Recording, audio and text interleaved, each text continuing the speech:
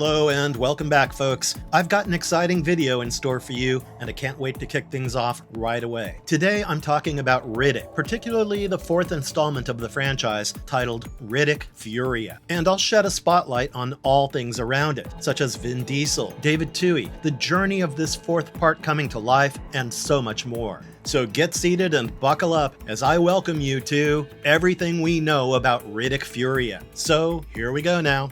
Alright, the one and only Vin Diesel. Where do I begin? Well, before there was Dom Toretto or even Groot, there was a lethal, otherworldly antihero who could see through the dark with his eerie eyeshine. This is Richard B. Riddick, or simply Riddick. Unusual, cold, brutal, and an anti-hero. That's pretty much him. But despite my using these adjectives to describe him, I'd say that beneath all of these, he still had a humane sense of emotions. And this conflict within himself between being an animalistic force and being an empathetic human is the core of the franchise as a whole, and has been for well over 20 years now. And with that in mind, we're hoping to see this aspect of the lore progress in the greenlit fourth film too, called Riddick Furya. But I wouldn't talk about what's to come without going back in time to the very beginning of things, and starting from square one. Why don't we take a look at where Riddick even came from? Well, this character's creation is to be credited to writer and director David Twohy, who first got this character under the mainstream spotlight with his first appearance in the film Pitch Black from 2000. The film was a scrappy project, costing about $23 million to produce, while generating a significant turnover with a box office collection of $53 million.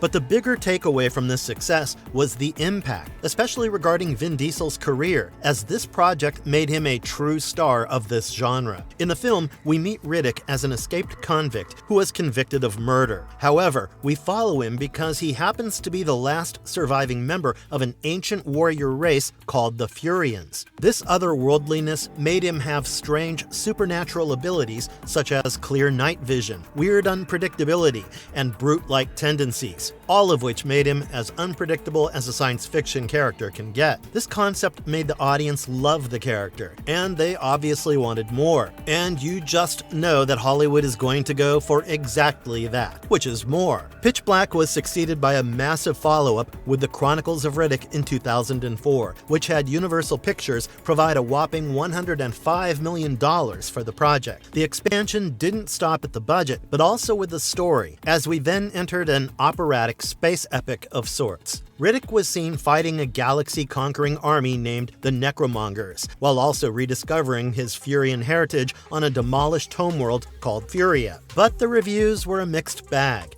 The film opened softly on the opening weekend, and it eventually led to Universal losing about $50 million for this venture. Calling it a financial disaster wouldn't be an exaggeration, and this led to the studio shelving the franchise altogether, right away. But here's the interesting bit. Riddick Furya had its seeds planted in this very failure. I'll get to that soon enough. But remember, the concepts of Riddick's homeworld, the Furyan race, and the Necromonger all play a key role as we move further into the franchise with the fourth installment. Now, after learning about the scrapping of the franchise, Vin Diesel was determined to bring back the character in any way possible. He even made a deal with Universal Studios to make an appearance in the Fast and the Furious Tokyo Drift for free in exchange for getting the rights to Riddick. This went back and forth until 2013, when we got a film simply titled Riddick. For this one, Twohy and Diesel did everything differently creatively. On a modest $38 million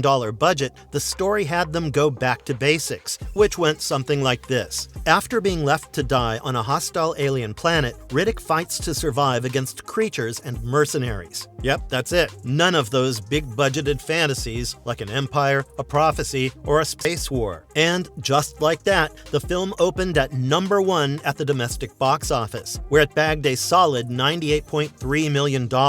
This was a profitable venture and proved that a story about Riddick, when done the right way in its purest and rawest form, will always have an audience. This moral lesson was key to Twohy and Diesel before they decided to pursue Riddick Furya. But now enough about the build-up to the fourth part, and it's about time that I get talking about it, right? Sure thing, guys. So with Furya, it's a project that has been mentioned by Diesel for a long time now. Trust me, about 12 years ago, in 2014, when he publicly talked about getting back with the character based on the success of Riddick. Since then, there have been Instagram updates, name-dropping in captions under posts, mentions on live streams, and that would be it. Nothing concrete was being built up. But then came July of 2020, when David Twohy told, "Hey you guys, I just finished the script 3 or 4 days ago. For now, we're calling it Riddick 4 Furya. We'll see if that sticks." He followed that by saying, "Vin loves it, and the expectation is we pop it in 2021 with me directing." But guess what? They did not pop it in 2021. Yeah, COVID happened, and so did Diesel's Fast and Furious schedule. Fast forward to February 2023, and the film was officially announced at the European film market. Twohy's full statement after that went like this: "Our Legion fans have demanded it for years, and now we're finally ready to honor their call to action with Riddick Furya," he said. "My collaboration with Vin and One Race have spanned 20 fruitful years, as together we've created 3 movies, 2 video games, an anime production, and motion comics for the internet. This new big screen event will see a return to Riddick's homeworld,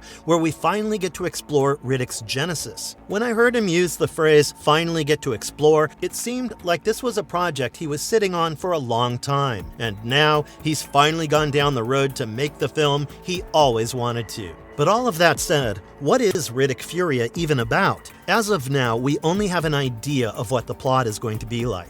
The production announcement from May 2024 says, Riddick finally returns to his homeworld, a place he barely remembers, and one he fears might be left in ruins. But there he finds other Furyans fighting for their existence against a new enemy. And some of these Furyans are more like Riddick than he could have ever imagined.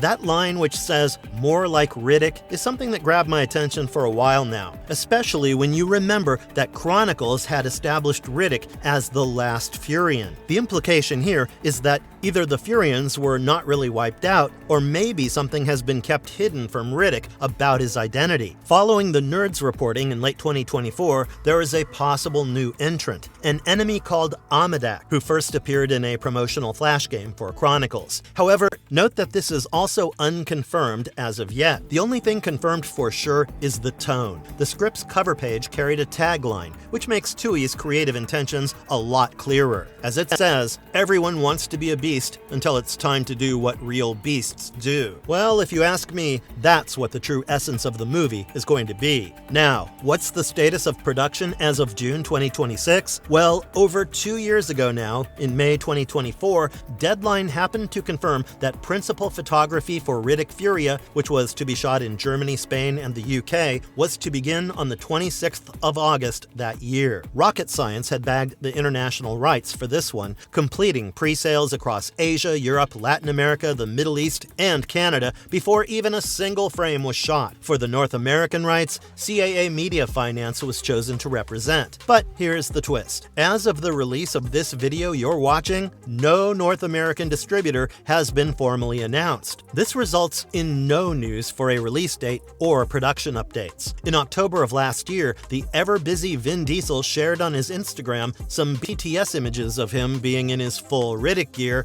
while on a desert location. The caption simply wrote, "Furyan," and well, that's about it. While that singular word generated a lot of buzz for the film, it's also a bit odd to me getting updates of the film directly from the star lead. So while I'm sure it's a committed project, I do feel a bit more media involvement of a few names from the production side of things, or even someone from distribution, could do a lot for the film. All that aside, it brings us to the all-important question. It's June of 2026 now. There's no official release date, possibly 2027 or 2028, depending on Diesel's Fast and Furious 11 schedule, which is kind of the primary factor for this. That, and as I just mentioned, the lack of a confirmed North American distributor. Riddick has no home, no pun intended.